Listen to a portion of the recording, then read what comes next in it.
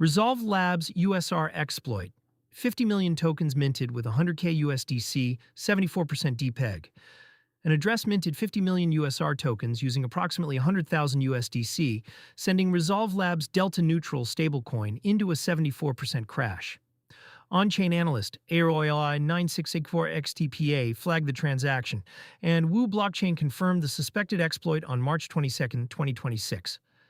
At the time of writing, the broader crypto market is already under pressure.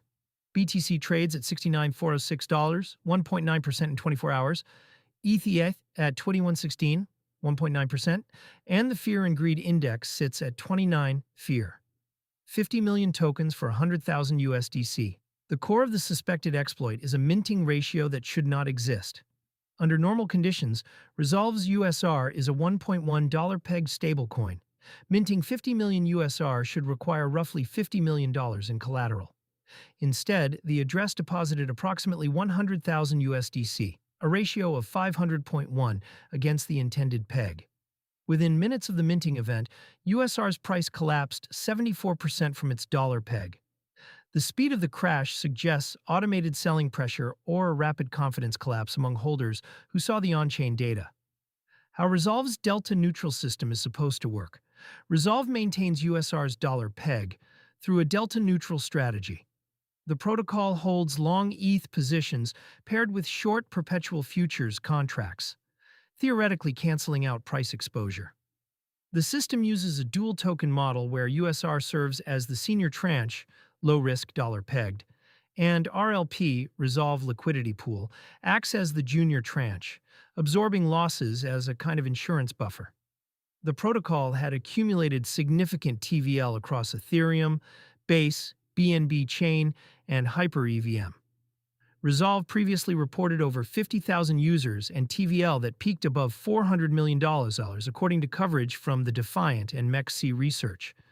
If the exploit is confirmed, the question becomes whether the vulnerability sat in the minting contract itself, allowing under-collateralized issuance, or in the Oracle validation layer that should have rejected the transaction. Why stablecoin minting exploits keep happening? This is not the first time a stablecoin's minting mechanism has been weaponized. Cashio's Cash stablecoin on Solana was drained of $50 million in 2022 after an attacker used a fake collateral account to mint unlimited tokens. Akela's AUSD lost 99% of its value the same year when hackers minted 1.3 billion tokens through a misconfigured liquidity pool. The pattern is consistent. An attacker finds a path to mint tokens without depositing proportional collateral, then either dumps the minted tokens for real assets or uses them as collateral elsewhere before the market reprices. For USR holders, the immediate risk is straightforward.